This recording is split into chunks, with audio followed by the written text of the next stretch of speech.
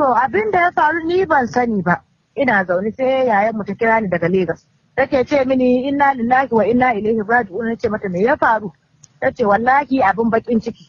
Gashi ta ga baby ana ta nuna ta a duniya tsirara. Nace mata saboda me? Ko kuma a ina aka yi wannan? Tace in tana nan sai ki kira ta kici. Sai na kira ita yarinya na tambaye ta. Ina ne kika aka dauke ki hoto tsirara ake tace ita ma yanzu take jin labari. Tace yanzu kike ji tace eh. Wa ya gaya miki tace wata yar makarantar su. Wane ne kike zargi sai tace min wani yaro. Ina ne gidansu? Tace bata san gidansu ba. Kina da number shi a'a. Nace to sai ki nemo number shi ki bani. Ta nemo ta bani na kira shi nace bani number mamata. Aka muka yi magana da maman nace ta min kwatance na je har gidansu. Da na je gidansu na same ta nace to na zo ne in tambaye yaron ki. Ko akwai dalilin da yasa ya ma yarinya wannan cin mutunci a rayuwa? Sai ta kirayo shi. Sai na tambaye shi nace ta maka wani abu ne wanda baka iya yafi ya kai mata wannan sai yake a'a ba ta mishi komai ba.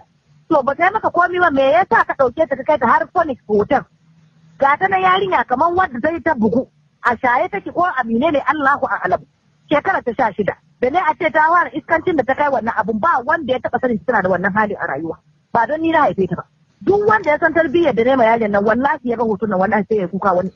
Muna cikin wannan magana. Sai na ce ma yaron ya nuna mana tunda an ce bidiyon yana gare shi sai ya dauko wayar shi. Sai ya nuna mana.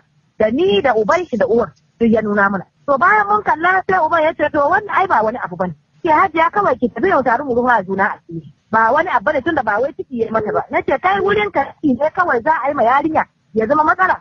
To hajiya ki je kawai kin gane ko Allah ba mu sa a ki je mu kowa ruwa juna a ciki. Sai na wucewa ta. Ina fita raina a baki sai na zo DSS. Na zo na samu director na lodging complaint. Nace an ci zarafin yarinya ta an ci mutunci an aje bidiyo. Shekara 3 yana ta ajiye wannan bidiyo. Sai da ta samu miji February aka je aka biya sadaki aka sa ranar aure. Next month ya kamata a ce a yi auren nan 17 ga wata. Yanzu an fasa aure. Yaron ya ce ba zai yi ba saboda shi suka fara tura a bidiyo. Da ya ga bidiyo sai aka ci gaba da tura wa duniya. Ba network inda ba su tura ba.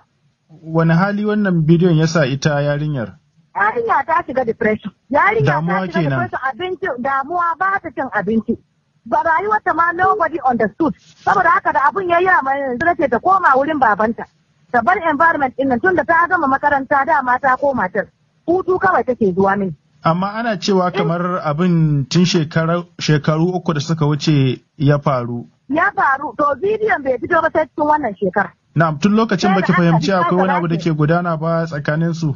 Wallahi babu ban taba sani ba. To yanzu kamar bidiyon ne ma ya sa muka san wannan abu. Wani abu kike son hukuma ta yi dangane da wannan al'amari? To ina son hukuma ta kwatan mata haƙƙinta a matsayin da ƴan adam wanda aka ci zarafinta. Kaga ya ci zarafinta a mace shekara ta 16 ya bata mata rayuwa. Ya hana ta yanzu ta kai shekara 19 da wasu watanni da miji ya fito za a yi aure ya an fasa aure. Wannan bakin cikin yana tare da ita yana tare da ni yana tare da ubanta. To ina roƙo ga hukumomi su taimaka. Musamman matan shugaban ƙasa ta sa baki a irin waɗannan abubuwa. Ko wannan bala'i